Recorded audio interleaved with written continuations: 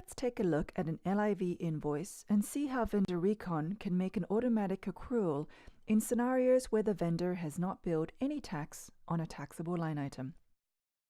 Firstly, let's start off with a logistics invoice verification. We're going to enter the invoice date. Let's put a value in the reference field. And at the header, let's enter $1,000. Now, the vendor is going to be billing us no taxes on this particular purchase order.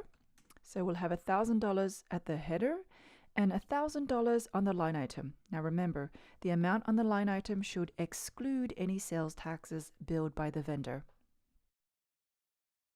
Also notice that this line item has a tax code of an I-1 on it, which means that we're expecting to pay any sales tax calculated to the vendor. So what we have right now is a situation where the vendor's not billed us any tax at all. The tax engine has returned $87.50 in taxes, and we're expecting to pay the vendor with our I-1 tax code. So this invoice is now out of balance. You'll notice there's an $87.50 out of balance value up in the top right corner, along with the red dot here.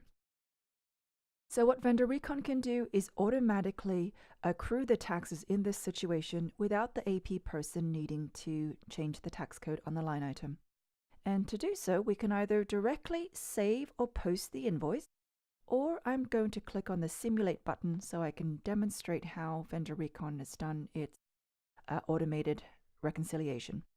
So once I hit the Simulate button, you'll see that this invoice is now in balance. And the way that it did this was, you'll notice that we still have the $1,000 being paid to the vendor. We have the $1,087.50 being reversed out of the goods receipt clearing account.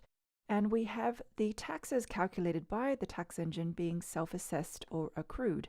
And this is occurring with the U1 tax code.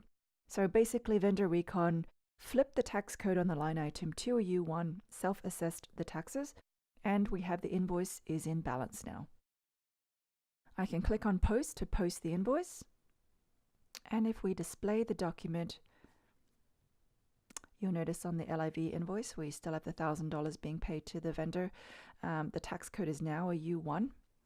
And if I click on the follow-on documents and go to the accounting document, you'll see the accounting entries here for the amount being paid to the vendor without any taxes, the proper reversing of the goods receipt clearing account, and then you'll notice the different levels of taxes being self-assessed to the tax accrual account with the U1 tax code.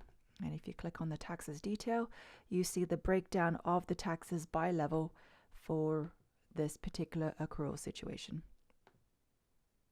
And that's it for the LIV example of a accrue all scenario with VENDORecon.